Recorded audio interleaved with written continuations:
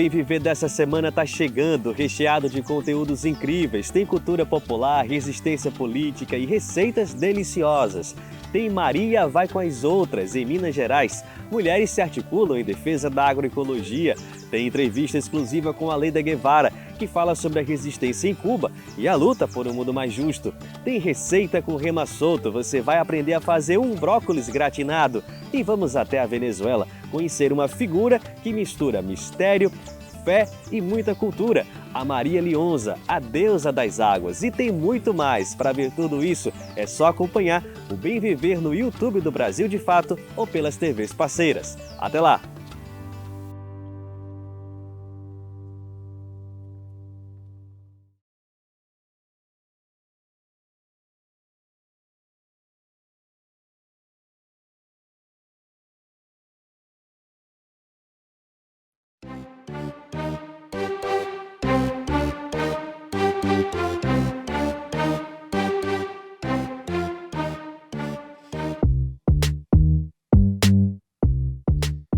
Salve, salve, querido e querido ouvinte, sejam todos e todas muito bem-vindos e bem-vindas a mais um episódio do Estrangeiro, o podcast de política internacional do Brasil de Fato, essa nossa iniciativa aqui nos canais do BDF para debater os principais fatos da política internacional, sempre, você já sabe, com o nosso jeitinho, com nossa visão popular do mundo. Eu sou o Lucas Stanislau, coordenador de internacional aqui do Brasil de Fato, e tá aqui comigo, como sempre, ele, fiel escudeiro aqui de bancada, o editor de Inter do BDF, Rodrigo Durão. E aí, Durão, como é que você tá? Olá, Lucas. Olá para todo mundo que tá vendo a gente. E começa aqui o Estrangeiro, com nossa equipe de correspondentes, sim, nos 4 cantos do mundo, o podcast de noticiário internacional do Brasil de Fato, que é publicado toda quinta-feira pela manhã. Legal, e vale lembrar que nosso time de correspondentes, que está sempre aqui também com a gente, participando de todos os episódios, tá espalhado aí por rincões estratégicos desse planeta, como Moscou, Havana, Caracas e Pequim. Vocês vejam aí os países do chamado Sul Global, né, aí se fazendo presentes na nossa cobertura. E lembrando também que o Estrangeiro vai ao ar no YouTube do Brasil de Fato, nas principais redes sociais do BDF e também nos tocadores de podcast. Aí você encontra a gente em quase todos no seu favorito, Spotify, Deezer, vai lá que a gente tá. E estamos esperando a sua mensagem, o seu contato, sua sugestão, sua crítica, por que não? Manda aí pra gente, entre em contato e vem construir esse projeto junto com a gente de maneira coletiva pra gente provar que o estrangeiro não é só lá fora, é aqui também e derrubar aí as fronteiras que dividem e acabam unindo os nossos povos, né? Para um ouvinte desavisado, pode parecer uma reprise esse episódio dessa semana, mas já adianto que não é. A gente vai de repeteco, não é mesmo, Durão? Porque o tema segue quente essa semana, é o tema da semana do Noticiário Internacional, não tem como fugir. E digamos assim, que de quinta-feira para cá, da última quinta-feira para cá, chocou um pouco a gente, surpreendeu um pouco a gente a velocidade com que a coisa foi escalando, né? Exatamente. A guerra na Síria. A gente volta a falar do Oriente Médio, a gente volta a falar desse conflito que cresceu muito. Na semana passada a gente estava falando sobre as possibilidades dele, quem estava por trás, os interesses, e agora a gente está falando do que vai ser do Oriente Médio e da região após a queda do regime de Bashar al-Assad na Síria, que aconteceu no último domingo. E quem ajuda a gente a falar sobre isso é o correspondente do Brasil de Fato em Moscou, Serguei Monin. Oi, Serguei, tudo bom? Prazer Maravilha. falar novamente com vocês, participar do Estrangeiro. Pois é, uma reviravolta na Síria, que a gente volta a comentar agora com outra perspectiva, e uma reviravolta não só na Síria, claro, e para outros atores. A Síria se encontra nessa encruzilhada ali no Oriente Médio, nessa encruzilhada de diversos interesses, fala bastante da Rússia, tem muita preocupação em relação ao que acontece na Síria agora, com os rebeldes assumindo o poder, e lembrando que o Bashar al-Assad está em asilo, pediu asilo na Rússia, que foi concedido, está aqui em Moscou. A gente vai falar sobre isso e muito mais. Muito bem, e também está aqui com a gente nossa analista aqui de plantão, nossa analista afiada, membro da Assembleia Internacional dos Povos, que também está sempre aqui no Estrangeiro com a gente, Stephanie Brito. Stephanie, bem-vinda ao Estrangeiro, obrigado por estar aqui com a gente e comenta aí pra gente esse cenário complexo que vai se desenhando no Oriente Médio, agora com a derrubada de Assad, né, e muita coisa ainda para acontecer nos próximos meses e, quiçá, anos, né? Bem-vindo ao Estrangeiro, obrigado por estar aqui com a gente. Oi, gente. Obrigado pelo convite. Eu tô feliz de estar aqui de novo. E, de fato, a gente tem muita coisa que discutir. A queda do Assad foi, de certa forma, inesperada por alguns. Mas, ao mesmo tempo, eu acho que não era difícil, olhando o que aconteceu, prever o que deu. E temos muito que discutir em relação ao que vai acontecer agora. Esse é o mapa da Síria. Para quem está ouvindo a gente no Spotify, eu peço desculpas e peço também para que vá olhar no site do Brasil de Fato, que você pode ter essa visão do mapa da Síria, do que está acontecendo agora. No dia 27 de novembro começou essa ofensiva dos rebeldes, que tomaram de surpresa boa parte do país. Eles foram avançando e tomaram Damasco, a capital da Síria, no domingo. Você vê aí, nesse mapa, as forças diferentes que estão em operação hoje na Síria. Esse principal grupo que comandou essa invasão é o Hayat Tahrir al-Sham, que é o abreviado por HTS na sigla em árabe, que significa alguma coisa. Aliás, volta para o primeiro mapa, por favor. Isso. Que é Organização para a Libertação do Levante. Eles são o verde aí no mapa. Eles estão ocupando a maior parte do país, mas não de uma maneira absoluta, não de uma maneira tão dominante assim. Você vê essa faixa em amarelo, são as forças curdas que estão dominando a parte mais fronteiriça com a Turquia. As forças azul claro são forças turcas e aliados sírios também que apoiam, que lutavam contra o governo do Assad com o apoio da Turquia. O que sobrou das forças do Assad são essa faixa em vermelho que está perto do Mar Mediterrâneo, onde ficam as bases russas. E as roxas, as mais escuras, aquele grafite ali e tal, é o Exército Islâmico, o ISIS, as forças mais radicais, os jihadistas mais radicais, muitos deles vindos do Iraque. É importante falar também dessa pequena faixa no canto inferior esquerdo, faixa azul. São as colinas de Golã, a fronteira com Israel, e que elas vêm sendo expandidas desde o início dessa invasão, com Israel conseguindo um pouquinho mais de espaço a cada dia, né? Então, só para a gente ter essa noção do que está acontecendo hoje na Síria após a queda do Assad. E eu pergunto para você, Steph, por que o Assad caiu agora? Bom, eu acho que o Assad caiu agora porque tinha uma série de forças que estavam lutando contra o governo da Síria, mas que todas tinham essa unidade em torno à questão de tirar o Assad do poder. Gente muito diferente entre si, né? Gente que é islâmica, gente que tem outros interesses, né? Sim, a questão é que, assim, eu acho que até olhando o mapa que você mostrou, é importante abrir um ponto, e vou chegar na tua pergunta.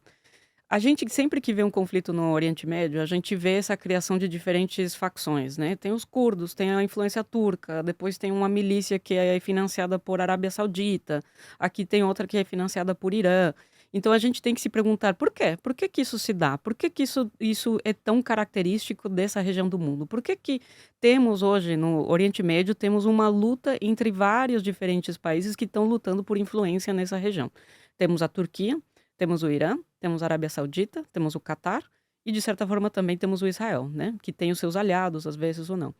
Essa dinâmica, às vezes a mídia hegemônica tenta explicar que se dá porque é uma região que tende ao extremismo religioso, que tem seitas religiosas que vivem lutando faz séculos, ou porque é uma região muito etnicamente diversa, etc, etc. Isso não é a verdade. A questão é que os Estados Unidos têm uma política externa para essa região do mundo que acaba estimulando esse tipo de conflitos.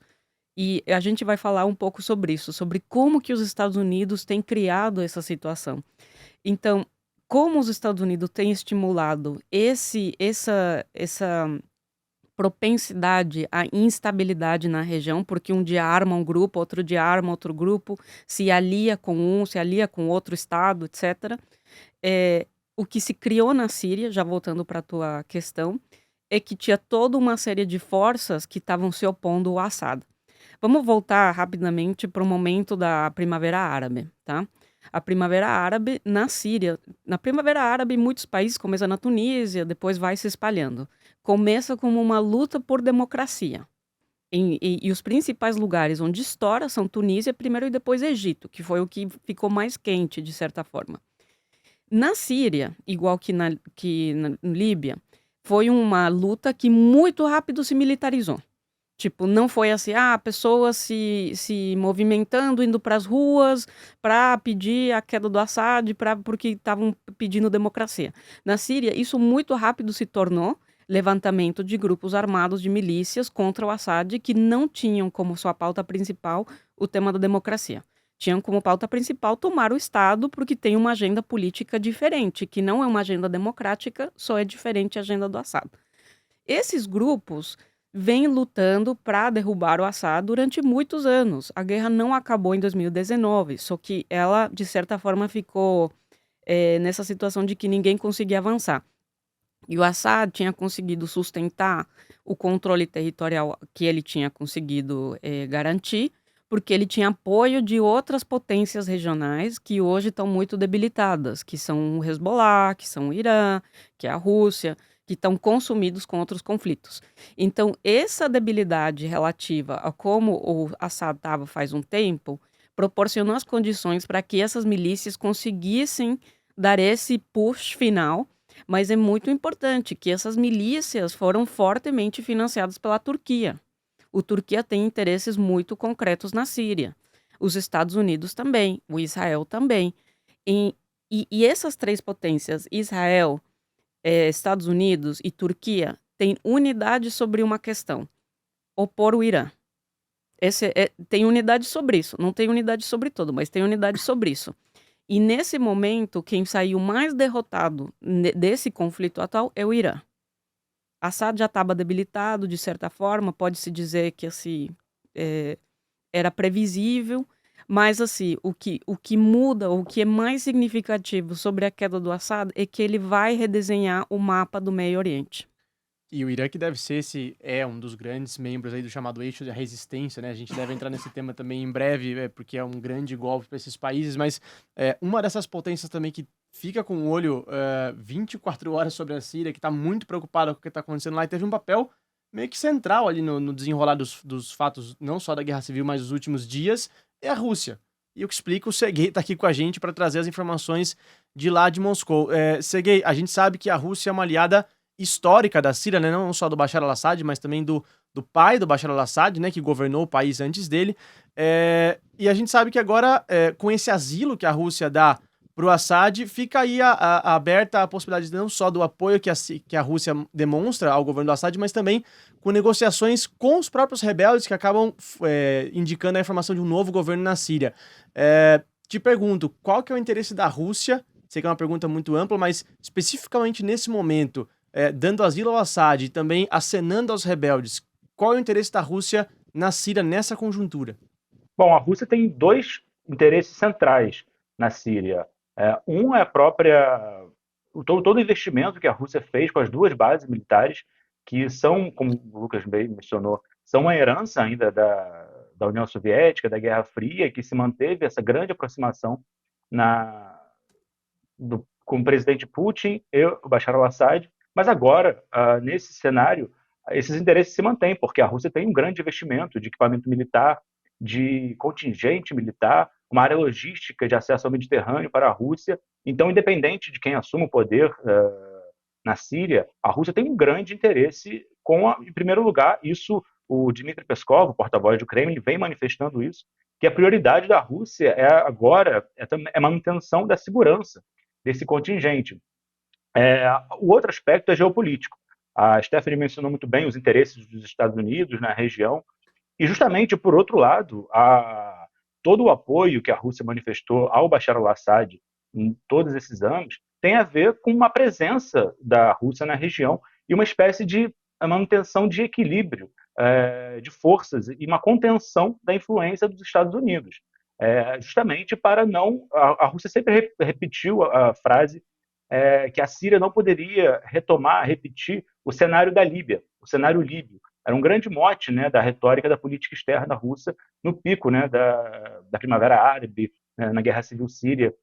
Então, o combinado desses dois fatores, que a gente pode destrinchar um pouco mais ao longo do programa, mas esses são os grandes fatores geopolíticos e a presença da Rússia na Síria, que preocupam bastante as autoridades russas, e a gente vê que, curioso notar que no sábado, na véspera da queda de Bashar al-Assad, houve uma participação do chanceler russo, Sergei Lavrov, num fórum em Catar, né, em Doha, e ele chegou a mencionar que era inadmissível que grupos terroristas assumissem o poder na Síria.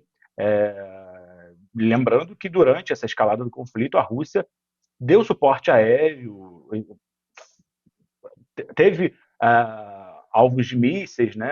Seus caças atuaram para buscar ainda apoiar as forças do exército sírio de Assad nessa escalada.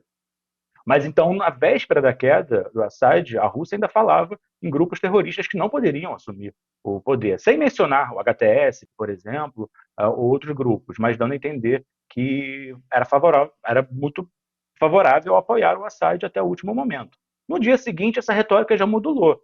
Hoje, a Rússia fala que busca estabelecer contatos com todas as forças políticas na Síria. Isso revela um grau de pragmatismo da política externa russa, mas também para manter essa função muito importante que a Síria ocupa na construção da política externa da Rússia no mundo atualmente, mas dado todo esse período, nesses anos todos, e agora mais do que nunca, porque a gente vê cada vez mais que esses conflitos, eles um influencia o outro, né? Você tem a Síria, Israel em Gaza contra a Palestina, Israel e Irã, Rússia e Ucrânia, a gente pode falar um pouco melhor disso. Todos esses conflitos acabam se interligando de uma maneira ou de outra. Serguei, e veja que curioso, né? Porque não era só a Rússia que até ontem considerava esse grupo HTS como terrorista, mas os Estados Unidos também, né?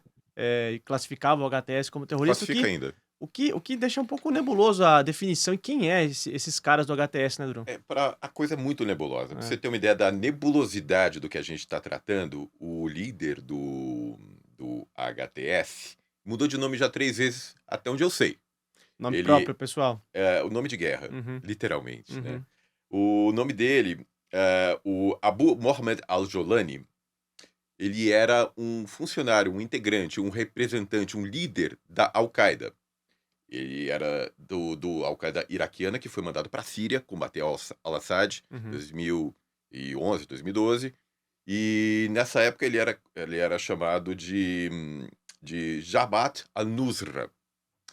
Em 2016 ele rompeu com a Al-Qaeda e passou a organização dele passou a se chamar o HTS, que é essa que derrubou agora o Assad.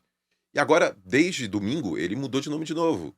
Ele mudou de nome para Ahmed al-Sarraj, como talvez uma forma para suavizar ou começar do zero, né? Regime novo, vida nova, né?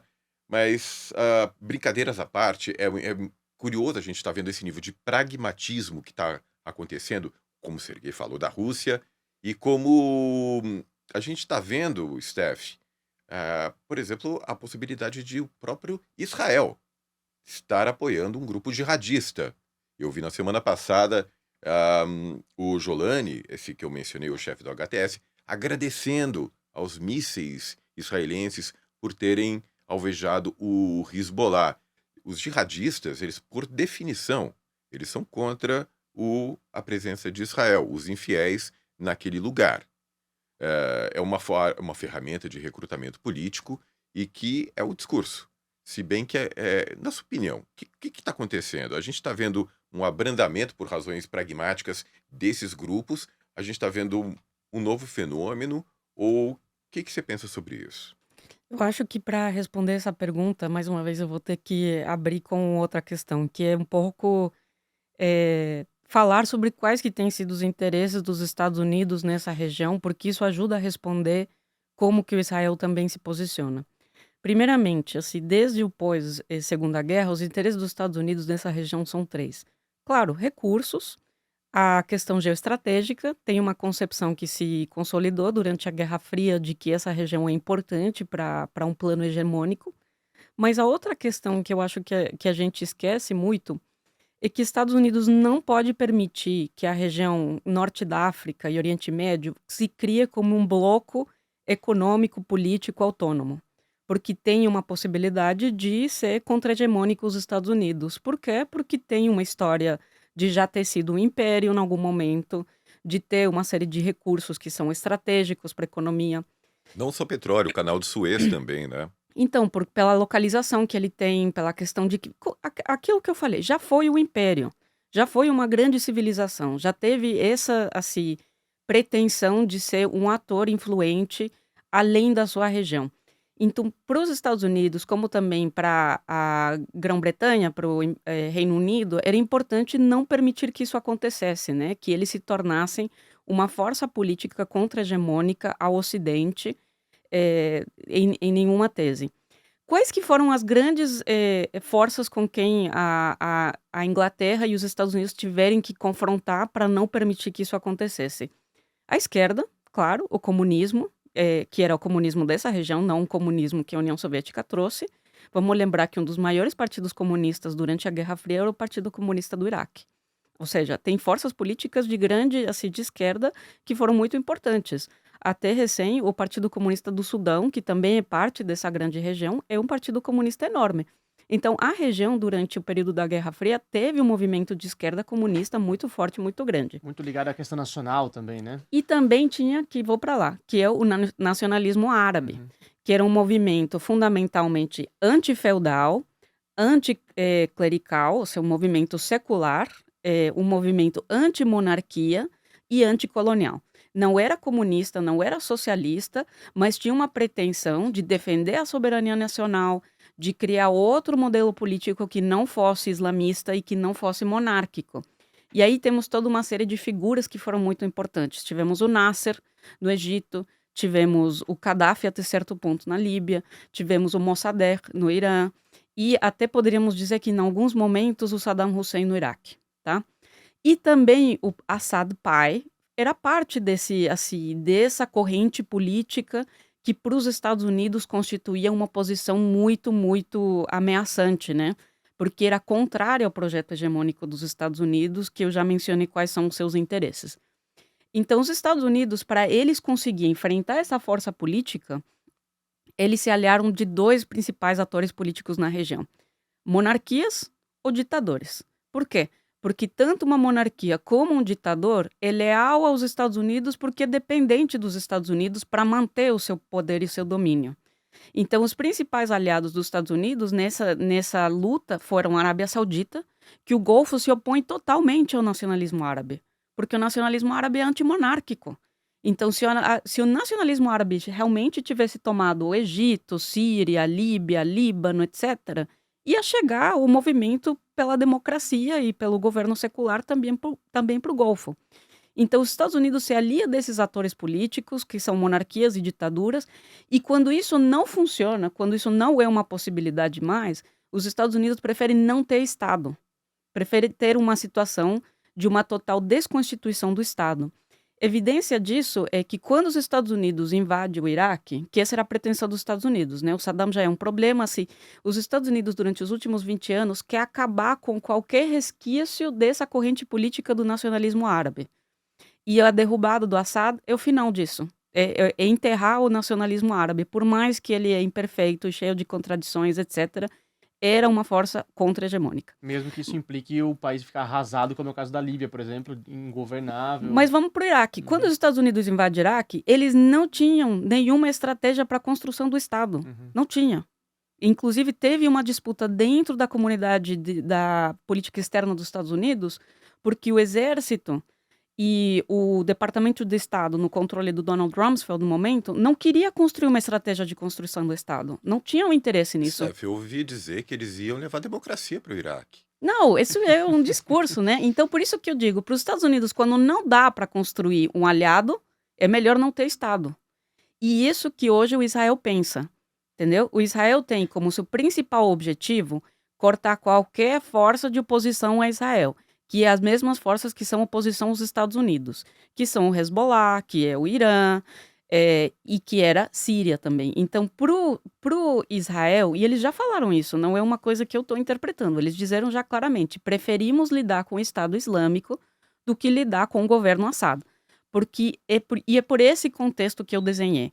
Então, essas forças políticas que os Estados Unidos têm fortalecido e têm financiado, que é a Al-Qaeda, que é o Estado Islâmico, a Al-Nusra num momento ou outro, elas servem para isso. Servem para fazer frente, porque no seu seio, elas também são contra do nacionalismo árabe, porque são movimentos profundamente feudais. Assim, se você olha assim, o Al-Jolani, ele foi emir no Iraque. Eles estão, assim, todo que é Estado Islâmico, Al-Qaeda, está comandado por líderes tribais, que querem construir pequenos feudos. Eles são monárquicos nas suas pretensões. Eles querem construir uma política que não é democrática, que não é secular, e eles estão dispostos a se aliar a quem vai garantir esse domínio para eles. São Não tem um setores. projeto nacional de soberania. Então, para os Estados Unidos, isso é melhor do que alternativa. E para o Israel também. Israel São também. setores retrógrados reacionários dentro do contexto regional ali, né? Claramente que defendem interesses reacionários e retrógrados, né?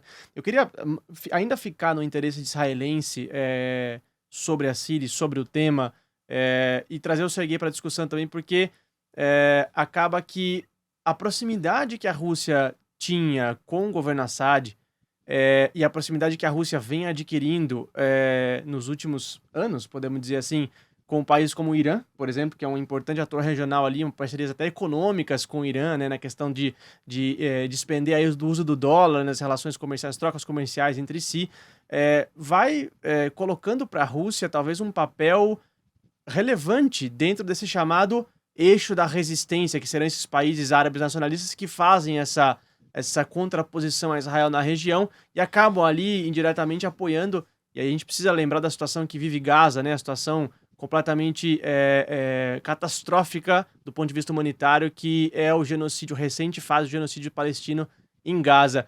Serguei, como é que a Rússia se insere nesse cenário de enfraquecimento agora desse chamado eixo da resistência? Lembrando que o Assad está em Moscou, né? Então, o que isso significa também e como que a Rússia se insere nessa lista de países ali que fazem oposição ao governo de Israel? Começando pelo final da sua pergunta sobre a presença do Assad em Moscou, que é interessante, né, porque tem sido comparado no espaço midiático ao asilo que a Rússia concedeu a Viktor Yanukovych, o ex-presidente da Ucrânia, durante a deposição dele no golpe de 2014 na Ucrânia, né, que foi a origem do conflito ucraniano. E então o que a gente pode esperar, claro, que no começo, se a Rússia concede o asilo ao Assad, ainda é um certo trunfo dentro da imprevisibilidade do que vai acontecer, de como essas forças vão interagir. A Rússia tem o Assad como dentro do seu guarda-chuva, digamos assim, é um trunfo para a Rússia manter a sua carta na manga de ser um ator fundamental para os rumos, né, do Oriente Médio, né? E quando eu digo que tem sido comparado com a questão do Viktor Yanukovych, com essa forma da Rússia buscar contatos com as forças políticas que vão assumir o poder ainda em transição na Síria, a gente pode esperar que Assad fique em Moscou, mas num certo ostracismo, se as coisas realmente caminharem como elas estão se encaminhando com os rebeldes assumindo o poder na Síria. Ou seja, sai da vida pública, tem a sua segurança garantida, e a Rússia tem experiência em manter o anonimato, né, dessas figuras, né? Lembrando até o Edward Snowden, né, ex-agente da NSA, também continua em Moscou, e temos poucas notícias também da vida pública dele, apesar de ele aparecer, mas é uma situação diferente, só para lembrar que a Rússia tem experiência, né, em garantir essa estrutura. E sobre o ponto da questão geopolítica, como que a Rússia se insere nesse desenho, eu acho que também está no contexto vinculado, que a Stephanie comentou, da Rússia ter a plataforma do Sul Global como uma contraposição à hegemonia dos Estados Unidos. Então, pelo que eu falei anteriormente, se a Rússia mantém, foi muito importante para a Rússia a permanência do Assad. Aliás, o Peskov mencionou, se não me engano, hoje mesmo, ou ontem, nesses dias após a queda do Assad, ele chegou a mencionar que os objetivos da Rússia foram conquistados, né, nesse grande investimento dos últimos anos na Síria para não instaurar um caos na região. E então a Rússia está já reconhecendo que deve dialogar de alguma forma, pelos critérios que eu já falei, mas garantindo que é necessário esse prestígio de potência internacional para a contenção dos Estados Unidos na região, porque esse contrabalanço é fundamental para a Rússia, né? Pelos elementos que eu já elenquei. Então, essa plataforma do Sul Global de apoio à Palestina, apesar da Rússia não condenar tanto Israel como outros países da região, como o Irã, a Rússia tem ainda um pragmatismo, como eu já mencionei, mas nesse desenho geopolítico a Rússia realmente tem esse centro estratégico fundamental de ainda manter uma influência na região.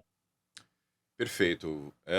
Lembrando para você, querido ouvinte, que o BDF é um dos únicos veículos de comunicação do Brasil que tem correspondentes em tantos lugares diferentes do mundo, como o Serguei, na Rússia. E eu faço um convite para que você assine a nossa newsletter e tenha, com isso, acesso a conteúdos exclusivos, tenha acesso a notícias em primeira mão, análises, conteúdos aprofundados, que usam também a expertise desse pessoal, como o Serguei na Rússia. É grátis e você recebe toda semana. E é muito fácil ter acesso a isso. Basta você ir no brasildefato.com.br/boletim, se inscreve gratuitamente e o link está também disponível na descrição desse episódio. Eu queria ficar em Israel ainda, porque eu acho que tem mais coisa pra gente falar do Israel e aí automaticamente Estados Unidos, né? Que são os grandes irmãos ali, primos, super próximos e aliados. Logo no domingo, se não me equivoco, tanto o Benny Gantz quanto o Benjamin Netanyahu, o ministro da Defesa e o primeiro-ministro de Israel, foram, horas depois da queda do Assad na Síria, foram para a fronteira, foram para as colinas do Golã e entraram ao vivo lá na televisão, falando, não, a gente vai garantir a segurança de Israel. E tem até um mapa, né, Duran, que você separou pra gente, das colinas do Golã, pra gente ver até Israel já avançou nesse território. Lembrando que as colinas do Golã é um território fronteiriço entre Israel e Síria, que foi palco ali, foi o epicentro da chamada Guerra dos 6 Dias, né, em 67, foi ali que Israel se apodera desse território, e agora com a queda do Assad parece que está avançando ainda mais, né? Um dos territórios que Israel capturou na Guerra dos 6 Dias de 67 e que não foi devolvido. Isso foi mais ou menos resolvido com um armistício assinado nos anos 70, em 74, mas Israel continua ocupando essa região em verde ali, tal, que faz fronteira entre a Síria e Israel. E vale lembrar que esse lugar é importante por outros motivos também. Tem água. O Oriente Médio é uma região desértica e as nascentes tanto do Mar da Galileia como do Rio Jordão nascem aí nas colinas de Golã. Então quem controla isso controla a água, que é fundamental. E fora que estrategicamente, militarmente é importante, porque proporciona para quem controlar essa região uma visão longe, uma visão de muitos quilômetros adentro do território sírio. Israel vem ocupando mais do que ocupava na semana passada, após a queda do Assad nas colinas do Golã. Stephanie, você citou que aí a queda do Assad seria talvez o último elemento, né, desses governos nacionalistas que incomodam, que são a pedra no sapato do Ocidente ali no Oriente Médio. Que dá pra gente esperar agora? Uma invasão de Israel na Síria? Porque Israel segue bombardeando a Síria. Né? Isso que é um grande choque pra gente, assim, bombardeando arsenais das Forças Armadas Sírias, né, do antigo governo Assad agora. Dá pra gente esperar o quê? Uma invasão? Vão parar em Golã? Vão seguir? Vão exercer uma zona de influência só num possível governo? É bem importante assim, lembrar que também uma das pautas centrais desse nacionalismo árabe era precisamente alertar para o problema do Estado de Israel e sua pretensão expansionista. Era uma coisa que o Nasser, que era uma das principais, se não a principal figura do nacionalismo árabe, Presidente egípcio, Nasser. presidente egípcio, mas que era uma figura assim, de grande influência, assim, era uma referência regional muito importante desse movimento, né? Ele falava insistentemente, não vai ter paz na região se não barrar o expansionismo israelense. O expansionismo israelense tem até nome, a Grande Israel. O Grande Israel, Um sonho precisamente. de extremistas de ampliar suas fronteiras desde o Egito, a Península do Sinai, até alguns dizem até Damasco. Extremistas que estão bem dentro do governo Muito atual. dentro. Então, é bem importante lembrar que o Israel tem um projeto para criar um Estado muito maior do que são as suas fronteiras atuais. É muito engraçado, se abrindo parênteses, assim, que a Europa e a OTAN fica assim, muito alarmado porque a Rússia tem uma pretensão expansionista, quer tipo, invadir toda a Europa Ocidental, papapá. O único, assim, tipo, força no mundo que tem um projeto expansionista histórico e que está realmente é, fazendo isso acontecer é Israel. É, Israel tem um projeto expansionista que é crescer. Ele, assim, não é um fato escondido, ele está dentro das declarações, assim, é muito bem conhecido. Então, para responder a tua pergunta, não vai parar por ali. O Israel vai continuar expandindo, e com a ajuda dos Estados Unidos. é curioso como os europeus usam 2 pesos e 2 medidas Total. para se referir a Israel. Muitas vezes eles interrompem qualquer discussão dizendo que não é impossível comparar Israel com países árabes, porque Israel é a única democracia no Oriente Médio, como se isso fosse verdade. Não é uma democracia, especialmente para quem mora dentro de Israel, né? Que não tem direito político, por Não, exemplo. como vai ser uma democracia quando uma grande parte da população é ocupada e é presa de fato, assim, os palestinos querem, não existem, então, por mais que pode dizer que uma democracia está omitindo o estado da apartheid que existe em relação ao povo palestino, então qual democracia? Mas deixa eu voltar para o tema do Irã, assim, um pouco, porque ajuda também a falar sobre essa coisa do expansionismo. Vamos lembrar uma coisa, assim, o Irã, primeiro, está debilitado, mas não está derrotado. É isso que eu queria falar. O que acontece com o Irã também, né? O Irã está debilitado, mas não está derrotado. Ainda tem, assim, tipo, o governo tem uma relativa estabilidade, então não vai ser muito fácil, inclusive vai ser muito difícil ainda fazer, assim, uma troca de regime dentro do Irã. E Irã ainda tem aliados que estão debilitados, mas não são inexistentes. Tem o Iêmen, o Hezbollah, por mais que estivesse debilitado, tem a resistência palestina, que é aliada, que ainda existe.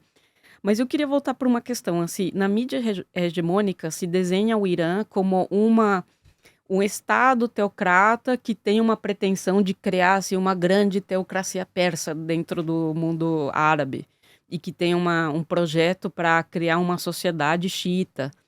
Isso não é verdade. O Irã tem criado essa rede de aliados, esse eixo da resistência, como um mecanismo para defender a sua própria soberania. Por quê? Temos que lembrar que uma coisa que tem marcado muito politicamente o Irã é o golpe que os Estados Unidos articulou contra o Mossadegh. Foi um dos primeiros golpes que a CIA tentou articular, vamos lembrar disso também.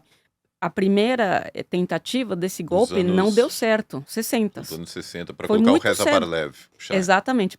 O Shah já estava ali, mas eles tinham construído um Estado minimamente democrático. Não era uma democracia perfeita, mas o Mossadegh tinha surgido como uma figura de defesa.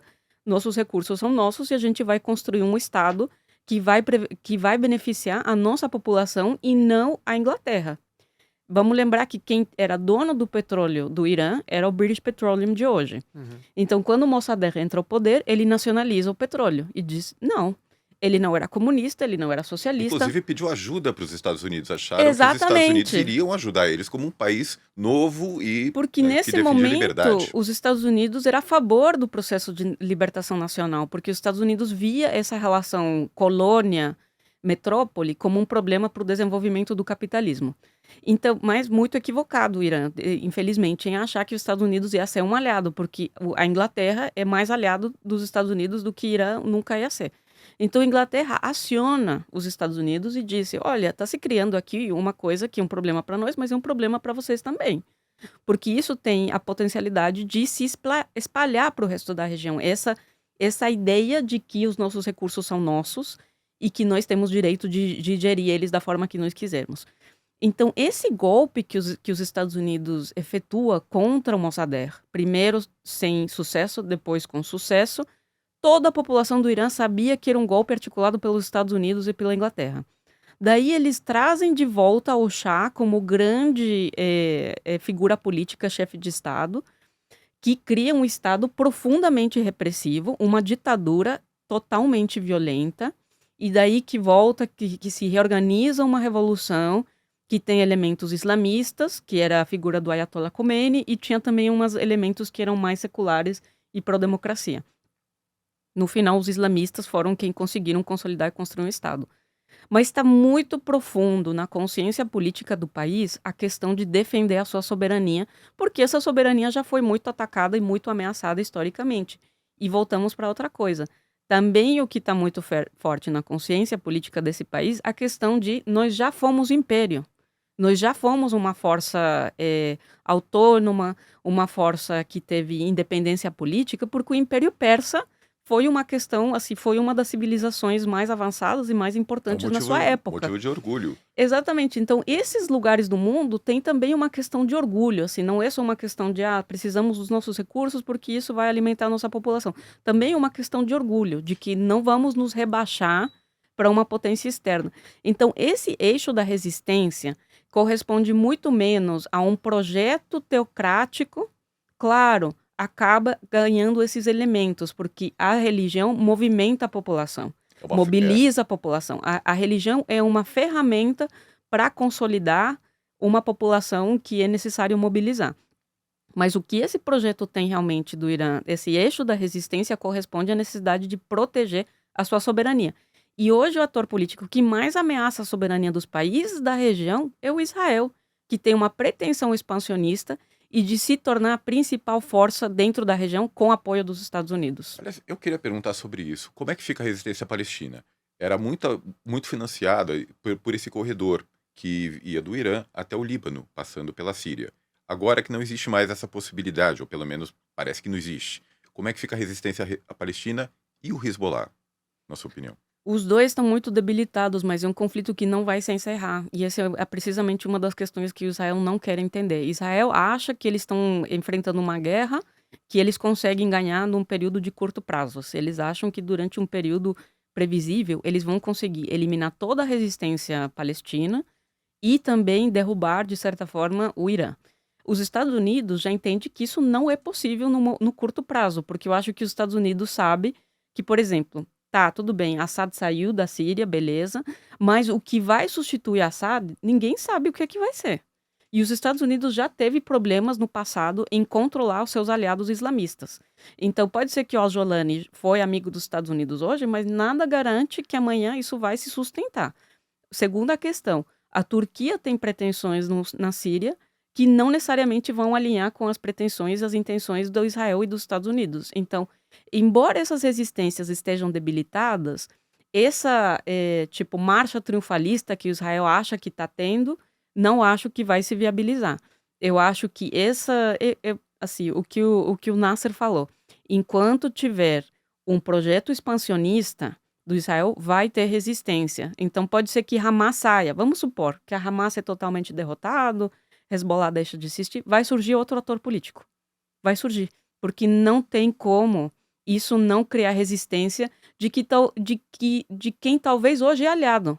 Pode ser que hoje o Al-Jolani é aliado do Israel, mas enquanto Israel ter esse projeto de invadir Síria e ocupar parte do território para fazer isso parte do Israel, eu não sei se essas milícias e o HTS vai topar. Falando em aliados e inimigos, eu queria trazer um pouco a questão para nossa região aqui, para a América do Sul, porque vários atores se movimentaram, se manifestaram depois da queda do Assad. Talvez os principais deles sejam os governos de Cuba e da Venezuela, né? Colômbia também se manifestou, o Gustavo Petro, presidente colombiano, foi bem assertivo ali, né? Quando fez a sua análise, fez quase uma análise de conjuntura ali pelas suas redes sociais. Mas Cuba e Venezuela chamam a atenção porque eram aliados já do governo Assad, como um pouco... Talvez não tão ostensivamente como a Rússia, que possui bases militares na Síria, mas já manifestavam afinidades com o governo Assad e foram muito categóricos ao manifestar preocupação com a queda do governo Bashar al-Assad e um pouco preocupação com o que vai vir, né? Um pouco esse cenário meio incerto. Eu queria perguntar para o Serguei, assim, um pouco dessa relação que a gente já conversou, Serguei, sobre o Sul Global, né? Essa plataforma de países que vai se criando e que vão constantemente estando meio que interconectados esses grandes temas geopolíticos, né? Como é que você analisa essa postura dos aliados sul-americanos aqui ao governo do Assad, que também são aliados íntimos da Rússia, vale a gente lembrar, né? Cuba e Venezuela têm uma relação muito íntima com Moscou. Eu acho que entra muito nessa, como você bem mencionou, não não tem esses interesses tão íntimos, né, militares, de identidade, regional, né. Os países da América Latina, eles têm uma distância, mas se encaixa numa visão de mundo, né. Quando a Rússia fala em sul global e mundo multipolar, está falando de uma formação de uma nova ordem internacional, não baseada na hegemonia dos Estados Unidos. E isso a gente já destrinchou o episódio, como os Estados Unidos, de fato, ter esses interesses pontuais de derrubar um governo, mas depois virar as costas para esses povos no Oriente Médio. Então, esse é um perigo que está sempre em, na mesa, né? E esses países nessa plataforma que se alinham à Rússia na dinâmica de promover uma nova ordem internacional não hegemônica, multipolar, sob a bandeira do Sul Global, se alinham nesse sentido em relação às preocupações para o Oriente Médio. É assim que eu vejo. Stephanie, a gente citou aqui o caso do Gaddafi, Muammar Gaddafi, líder líbio, que foi derrubado ali por uma intervenção, não só por forças rebeldes ali na Líbia, mas também por uma intervenção da OTAN. Vale a gente lembrar que um dos episódios mais chocantes, eu acho, de violação de soberania ali do século XXI. Pouco se fala do quão absurdo foi essa intervenção. Gostemos ou não do Gaddafi, acho que essa é uma discussão que é posterior, né? Uma intervenção armada como a OTAN fez na Líbia em 2011, algo absurdo. A Síria é a próxima Líbia? Ou seja, a Líbia hoje a gente sabe que tem um Estado. Assim, não tem um Estado, né? Tem dois. Tem um governo que funciona em Trípoli, tem um governo que funciona em Benghazi, controlando os postos de petróleo, que está com o general Haftar, né? O líder ali, talvez, desse força militar que sobreviveu. E de Trípoli, reconhecido pela ONU, um governo civil, meio que ali, vai, não vai, né? Aquela coisa meio cor de burro quando foge. A Síria é a próxima Líbia? A gente pode esperar um país arrasado, assim como a gente viu na Líbia? Primeiro, eu acho que falando do Gaddafi, assim, você tá certo, a gente pode não gostar dele, mas uma coisa inegável, a Líbia não tá melhor. A Líbia pós-Gaddafi não tá melhor do que a Líbia do Gaddafi. Então não tô dizendo assim que isso no sentido de dizer que o Gaddafi tinha que ficar, mas o que eu quero dizer é que quem derrubou o Gaddafi não tinha um projeto que realmente tinha nos seus objetivos o bem-estar da população da Líbia. É a mesma coisa na Síria. Ou Então, no Iraque também, né? Iraque, mesma coisa. Iraque durante o Hussein não estava bem, hoje não está melhor. E eu acho que a gente vai ver uma situação muito parecida na Síria. Agora, temos que lembrar que a situação na Síria durante os últimos anos estava muito, muito mal pelas sanções, que foi um elemento também que debilitou muito a capacidade de resistência do exército sírio. Porque o exército estava profundamente desmoralizado, porque o país já vive uma situação de não ter Estado. O Estado não tinha como proporcionar os recursos básicos para sua população. Tinha grandes setores do país sem eletricidade, sem pão, porque as regiões que têm os recursos estavam controlados pelos Estados Unidos e pelas forças curdas. Agora, para responder à tua pergunta, teríamos quase que relembrar o mapa que o Durão mostrou no começo, assim, de como que o país está dividido entre diversas forças. Porque isso já meio que responde. Não vai ter Estado. Aí, vamos dizer assim, tá, temos várias forças islâmicas que são de oposição e elas não se unem. Primeiro problema. Mas o segundo problema, que eu acho que é mais importante, talvez, é essa questão Estados Unidos-Turquia. Para a Turquia, os Estados Unidos se alia dos curdos porque é pragmaticamente interessante para eles, porque os curdos conseguem reter um território que tem petróleo, que tem trigo, isso ajuda a debilitar o Assad, isso são recursos que os Estados Unidos quer controlar, beleza. Mas os curdos, eles têm um projeto que é totalmente não aceito pela Turquia, baixo nenhuma tese. Os curdos querem formar uma espécie de Estado. E isso a Turquia nunca vai permitir. Lembrando que boa parte da população curda está espalhada entre Iraque, Síria e Turquia, né? E é muito, muito grande na Turquia.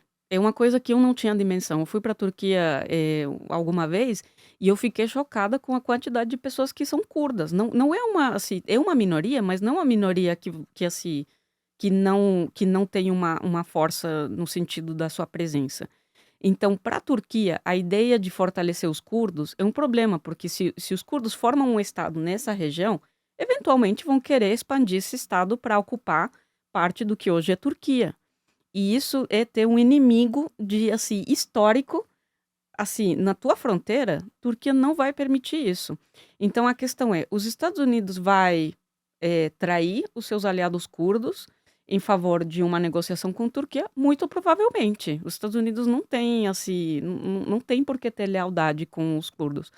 Tá, vamos supor que os Estados Unidos vai trair essa aliança com os curdos, faz um tipo de acordo com a Turquia. Isso não quer dizer que os curdos vão deixar de existir.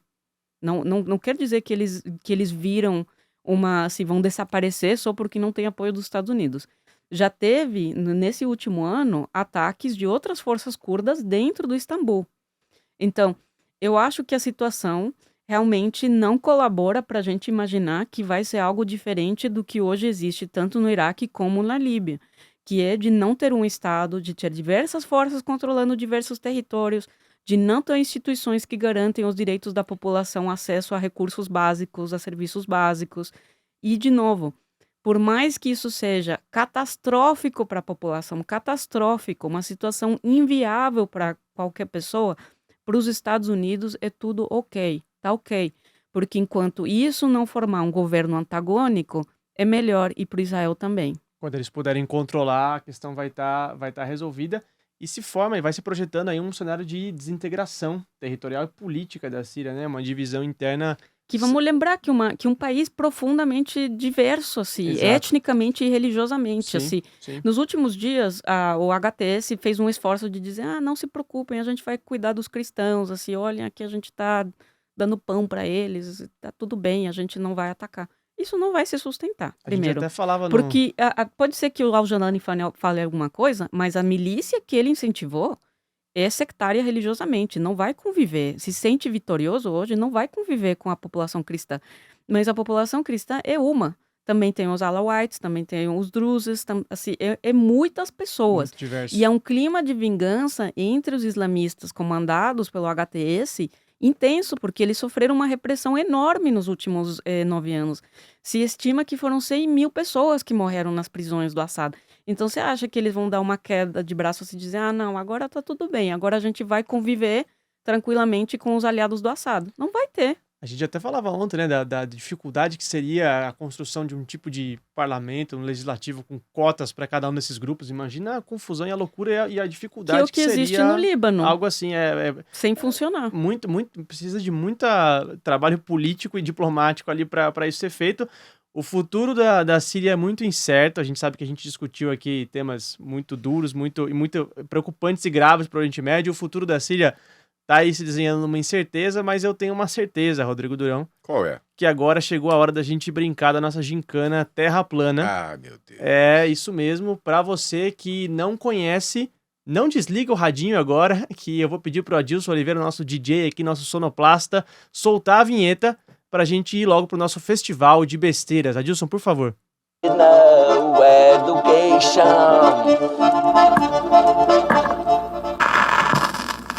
A Terra é plana. Então tá bom.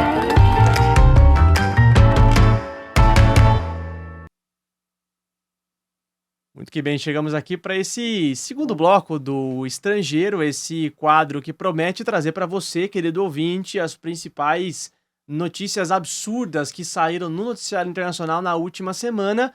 Eu vou trazer uma, Durão, outra, Serguei hoje vai trazer outra. E quem decide, quem merece o troféu, o prêmio Terra Plana, porque sim, isso é uma competição, uma gincana saudável, um espírito competitivo, mas de amizade aqui entre os povos. Quem decide o troféu é a nossa querida convidada Stephanie Brito. Então, Stephanie, contamos com o seu julgamento certeiro e preciso, como sempre. E começo te pedindo, Durão, por favor, abra os trabalhos hoje. Vou abrir com nobreza, então. Muito bem. Vamos falar de realeza, aqueles que nasceram com sangue azul. Que chique. E que merecem proteção, né, do Estado. Essa é a história que eu vou contar hoje. São elegidos por Deus. Por Deus e sustentados pelo povo, né? É o que pelo menos está brigando na justiça para segurar esse direito, o príncipe Harry, do Reino Unido. Lembrando que ele abdicou desses seus privilégios quando decidiu vazar e morar na Califórnia em 2020. Brigou com a família, com a avó, com o pai. Só que ele perdeu com isso os privilégios, inclusive, de ter a segurança dele feita e paga pelo Estado. Ele entrou na justiça para que esse direito seja respeitado, recebeu um primeiro não aceitou e está de novo brigando. Ele está apelando para que a justificativa dele é que assim ele vai poder trazer os filhos dos Estados Unidos para conhecer o país deles, o Reino Unido, e mostrar para os filhos as obras filantrópicas que o Harry executa, né?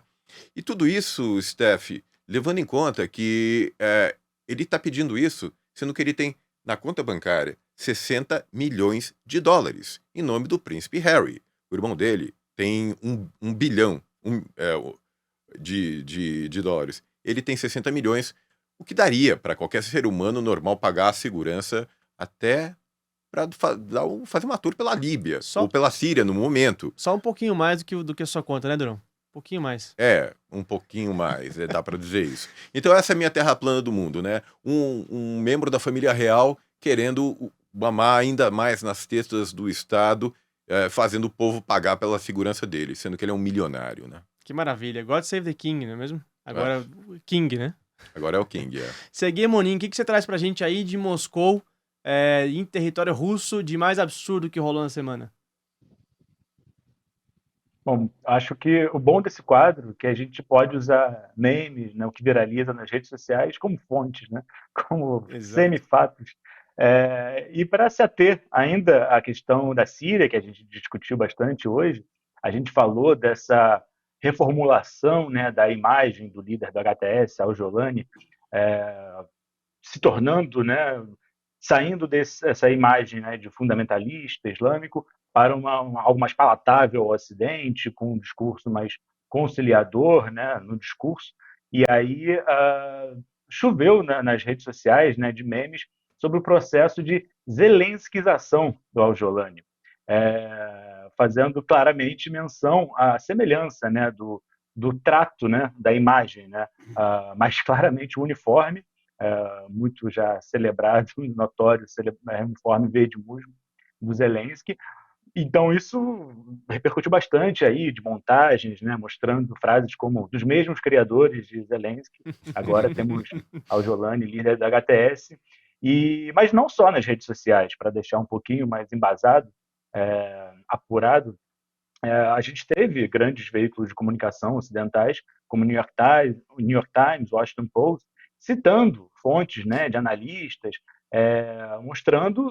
comparando, fazendo justamente esse paralelo, né, como que o Al-Jolani ele estaria no seu momentum Zelensky, né, passar de uma figura criticada para talvez se mostrar como um chefe de Estado, né, um possível líder que caia nas graças do Ocidente, né? Então esse paralelo realmente, por tudo que a gente falou, ele acho que convém ao nosso quadro e aí tá aí a minha contribuição. Cara, e pior que parece mesmo, né? Zelensky era um palhaço, né? Um comediante. Era. Vamos rever essa conjugação aí, né? Eu vou pedir licença hoje, principalmente pro Sergei Monin, para trazer o meu terra plana aqui, porque eu fui a solo russo em busca do meu absurdo, mas na verdade em solo europeu, ocidental e norte-americano. Eu já me explico já por que eu fiz essa viagem em vários continentes.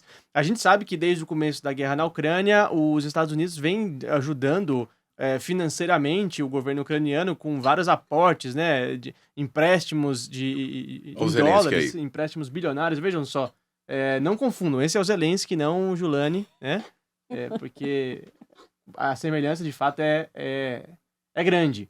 Mas voltando aqui, né, a gente sabe que o governo dos Estados Unidos vem ajudando muito a Ucrânia com muito dinheiro. Não só o governo dos Estados Unidos, mas os governos da Europa Ocidental também. E em junho, o G7, esse grupo que é quase uma realeza, né? Esse grupo dos 7 mais ricos do mundo, aprovou ali uma nova forma de executar empréstimos à Ucrânia. Eles iriam emprestar, aí tem uma cota de 50 bilhões de dólares para a Ucrânia.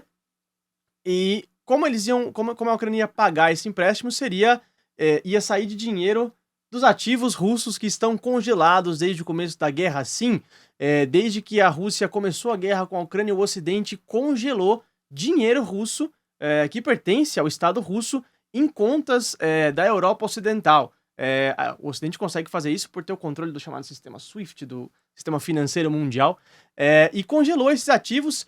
E esse empréstimo agora, na última terça-feira, foi o primeiro desembolso desse empréstimo. Os Estados Unidos liberou 20 bilhões de dólares para a Ucrânia. E sim, quem vai pagar essa conta não vai ser o Zelensky, não vai ser o sósia ucraniano do líder do HTS, vai ser o dinheiro russo, que o Ocidente está congelando nas contas. É uma notícia séria, mas eu não canso de apontar a bizarrice que é isso.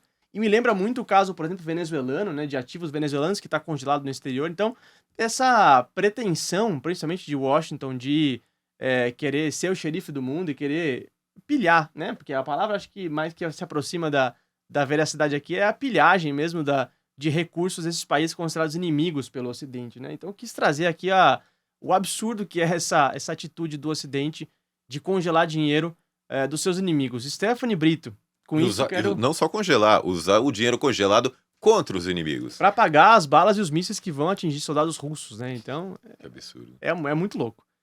Stephanie, quero te agradecer muito pela participação nesse episódio muito bom no Estrangeiro, com excelentes análises, como sempre. Volte sempre, a casa é sua, você sabe disso. E, por favor, escolha quem merece o troféu Terra Plana dessa semana. Olha, eu acho que a notícia mais triste, mas é a mais absurda que você falou agora, desse uso dos recursos congelados para basicamente municiar a Ucrânia, né?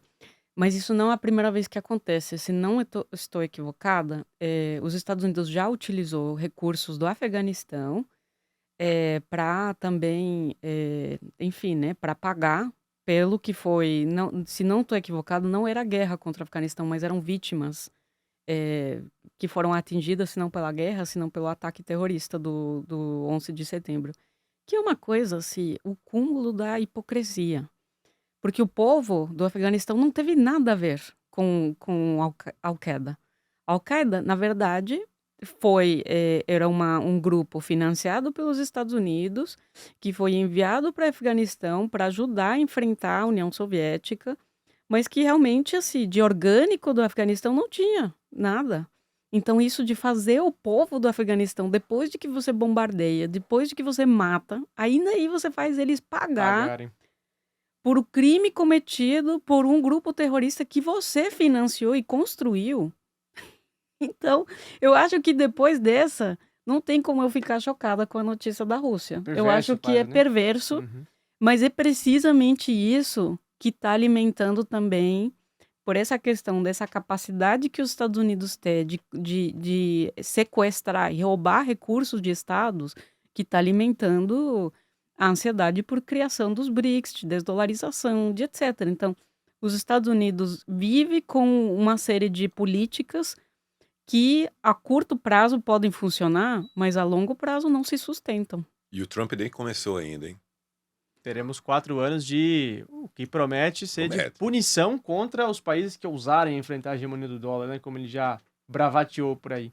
É, Eu venci, então, essa semana, é isso? eu acho. Parece, né? Muitíssimo obrigado. Eu quero pedir o placar para a produção, porque sem placar estamos sendo tapeados aqui pela contagem. Quanto que eu tô, Durão? Já 3 Olha, segundo o Data Durão, você tá Chama o ganhando VAR. por 3-2-1. a 1. Olha só, o time do correspondente só tá com 1. Então Pois é. já quero me despedir do Serguei aqui, fazendo uma convocatória, Serguei. Se organize aí com os outros camaradas aí na Venezuela, em Cuba e na China, para vocês chegarem aqui com vigor da próxima e tentar levar esse prêmio na semana que vem. Companheiro, muito obrigado pela participação e volte sempre. Você sabe que aqui a gente conta sempre contigo. Eu achei que os memes iam ser implacáveis, mas fui derrotado nesta. Mas é isso, galera. Muito obrigado pela participação. É um prazer participar e até a próxima. E obrigado você, Rodrigo Durão, pela parceria aqui na bancada, sempre leal e sincera. Te peço aí para dizer quem é que faz o Estrangeiro, por favor.